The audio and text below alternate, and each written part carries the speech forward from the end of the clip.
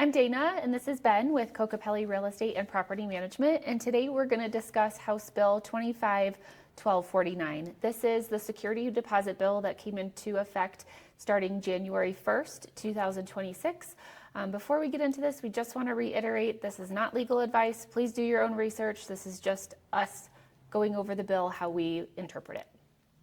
Sounds good. I think that's a good starting point. So this did change a lot of things related to how landlords and rentals in Colorado deal with security deposits this year.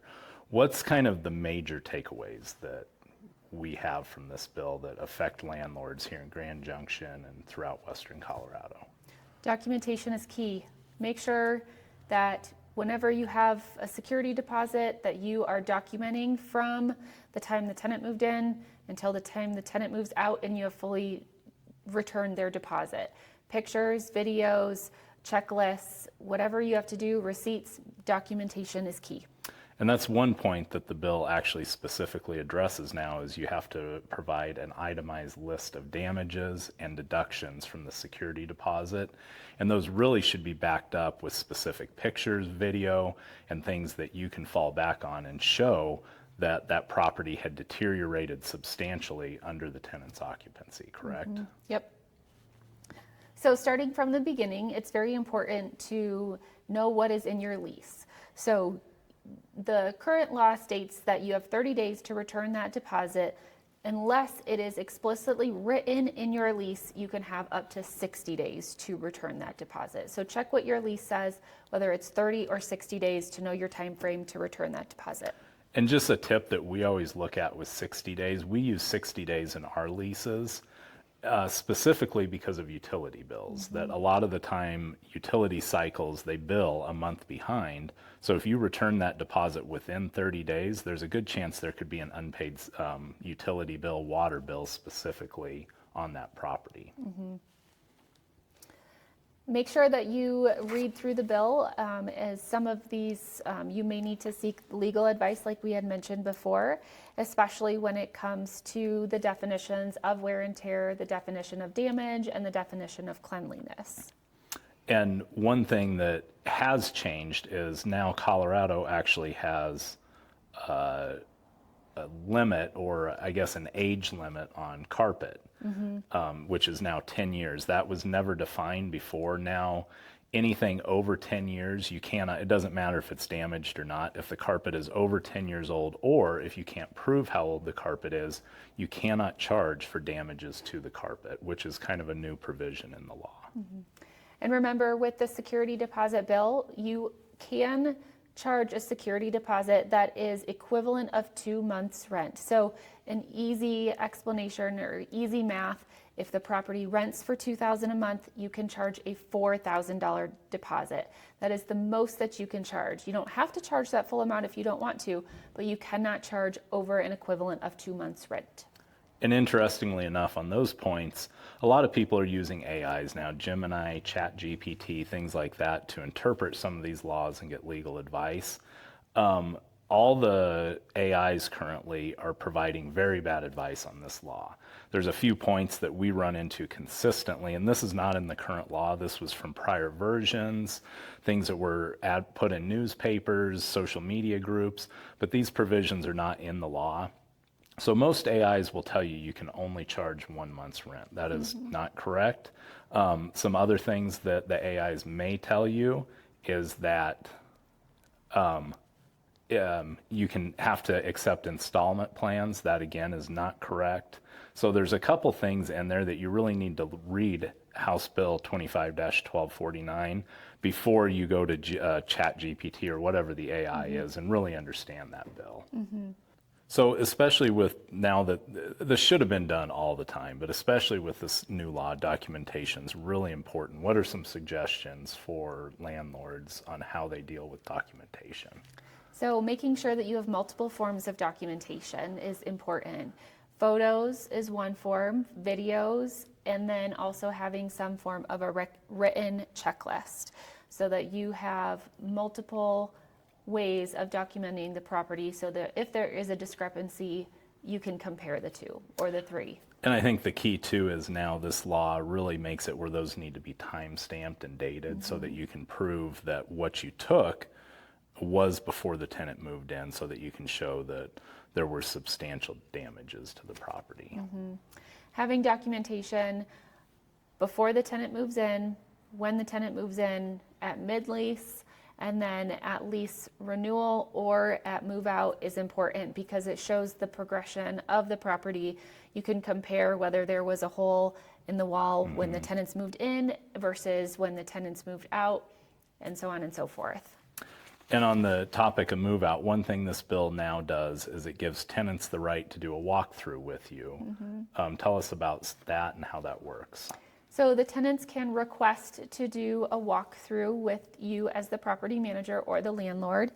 This walkthrough, it can be done either in person or it can be done virtually, whether that's a phone call or a FaceTime, some sort of virtual walkthrough. It does have to be completed when the furniture is moved out of the property, so the tenant cannot still have items in the house. It has to be cleaned out so that there's a very clear picture of what the property looks like once the tenant has vacated. And then it also has to be it has to be a reasonable request. You know, it can't be Saturday at 9, or at least in my opinion, that's not a reasonable request. And be really thorough on these, because the way the law is, it's going to be a real fight for you if you find damages after this walkthrough inspection that weren't documented with the tenant. So be really thorough, even if someone's there. Take your time, go through the house really well, and be sure to document everything, because there's a good chance that you can't go back after the fact and withhold their security deposit anyway. A lot of this, again, is all related to security deposits. Doesn't mean that they're not necessarily liable for those, but you cannot withhold security deposits to pay for those damages. It's very important, as we mentioned earlier, to understand what the difference is between wear and tear and damage. Also, the definition of cleanliness, because that has a big part of this law, is determining the difference between those items. And the cleanliness standard is a big change in this law. You can't anymore just have a blanket statement in your lease that no matter what, the house has to be, the carpet's deep cleaned. If the tenant returns it to you and it's in good condition, you can't really enforce that anymore. Is that right? That's our understanding, yeah. And the cleanliness, it has to be substantially less dirty, or substantially, more dirty than when the tenant moved in. So that's really open to interpretation, but that's the language in the law that I think could create some problems, but you just really need to be reasonable and, again, thoroughly document everything to show the condition of the carpet when they moved in, what was cleaned. That's why all of our properties, we require them to be professionally cleaned before a tenant moves in, because we want no doubt that that property was hotel clean when they moved in. And that's also why we require receipts, so that we have that proof that the property or the carpets were cleaned before the tenant moved in. Going back to the actual return of the deposit, when you have to provide those itemized lists and details, make sure that you have the copies of the receipts for the tenant. Make sure you have those photos. If you are returning if you are deducting security deposit money for a hole in the wall, have a picture of that hole in the wall. Have the exact receipts for the drywall repair, the painting, whatever it may be. Have that concrete proof so that there is no doubt that is what that tenant is being charged for. And that brings up a good point with damages. Especially now, you can't get away with estimating what damages cost, not having a vendor fix them, say, well, it probably costs this much, but we'll figure it out. You really have to have a vendor provide you a written estimate, a written invoice. And then as a private landlord, if you're doing it on your own, you cannot charge for your labor, correct? That's what we understand. What can you charge for then in that instance? The supplies, the materials. And you have to provide receipts of the bucket of paint, of the spackle, of the drywall mud, and that's what you can charge for. So unfortunately, as a private landlord, your time is not, you cannot be compensated for your time.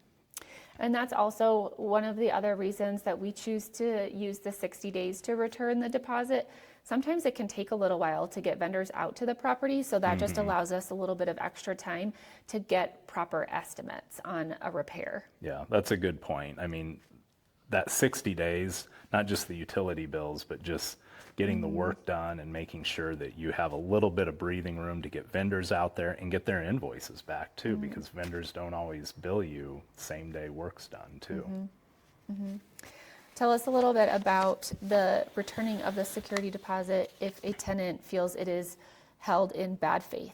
So you have 14 days once a tenant requests their security deposit back to return the security deposit along with photos, invoices, and receipts. And if you don't, you potentially are opening yourself up to liability. This bill does have provisions for treble damages if you willfully, I believe, withhold security deposits or charge a tenant more than what the repair actually costs. So there are some real punitive damages in this law if you don't follow through. Above and beyond potentially losing the security deposit, you could actually have to pay damages to the tenant if you don't do it correctly. So if you've taken anything away from this video, I hope that it is documentation is key. Make sure to go above and beyond your documentation so that you have no doubt and you can prove to the tenant that there is no doubt this is what their security deposit should be held for. Yep. Thank you for watching. For more tips on real estate, property management, and investing, be sure to check us out at kokopellirealestate.com or follow along here on YouTube.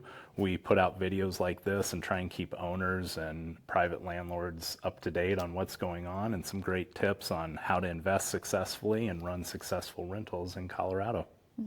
Thanks for watching.